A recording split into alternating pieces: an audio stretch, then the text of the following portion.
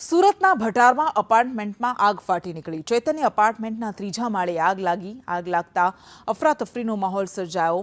આગમાં ઘરવખરી બળીને ખાખ થઈ ગઈ છે। જો કે આગ કયા કારણસર લાગી હતી તે હજુ સુધી નથી જાણી શકાયું।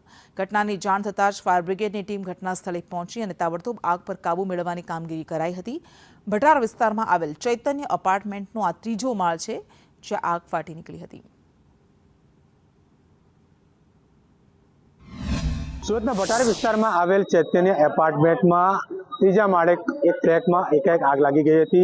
આગ લાગતા મજૂરા ફાયર વિભાગનો કાફલો ઘટના સ્થળે પહોંચી આગ ઉપર પાણીનો મારો ચલાવી કાબુ મેળવ્યો છે। કઈ રીતની આગ હતી, સમગ્ર મામલે અધિકારી જોડાયા સાહેબ, કઈ રીતની સમગ્ર મામલો હતો? ચૈતન્ય એપાર્ટમેન્ટ ભટારની અંદર ગુરુદ્વારના બાજુમાં આવેલું છે। એની અંદર C3માં આગ હતી। એની અંદર લગભગ એવું લાગે છે કે વોશિંગ મશીનની અંદર બ્લાસ્ટ થયો હોઈ શકે અને એના કારણે કદાચ ફ્લેશ ફાયર થઈ છે। એની અંદર પીઓપી અને થોડો ઘરની વખરી સામાન છે ને એ બળી ગયો છે। સાહેબ, કોઈ પ્રકારની જાનહાની થઈ છે કે નહીં, અને આગ લાગવાનું મુખ્ય કારણ કેવું સામે આવ્યું છે? આગ લાગવાથી કઈ જાનહાની તો કશું થયું નથી, પણ એ લોકોનો મકાનનો જે સામાન હતો થોડો ઘણો, પોતાના કપડાં હતા અને ફ્રીજ હતું।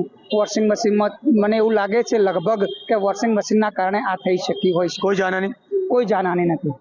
બિલકુલથી અધિકારી જે છે તેમણે જણાવ્યું કે જે પ્રકારે આગ લાગી હતી, પરંતુ આગ લાગતા જ જે બિલ્ડિંગના બહાર જે સ્થાનિકો છે, સ્થાનિકોમાં ભયનો માહોલ ફેલાયો હતો અને લોકો બિલ્ડિંગથી નીચે આવી દોડ્યા હતા। તેની સાથે જ વીજળી કનેક્શનના જે અધિકારીઓ ડીજીપી તે પણ આવી પહોંચ્યા હતા અને કનેક્શન કાપી નાખ્યું છે। આ સમગ્ર બાબતે મજૂરા ફાયર વિભાગ દ્વારા આગ ઉપર પાણીનો મારો ચલાવી કાબુ મેળવ્યો છે। આગમાં કોઈ પણ પ્રકારની જાનહાની થઈ નથી। તે ઉપરાંત વોશિંગ મશીનમાં બ્લાસ્ટ થયો તેના કારણે આગ લાગી હોય તેવું હાલ ફાયર વિભાગ દ્વારા અનુમાન કરવામાં આવી રહ્યું છે।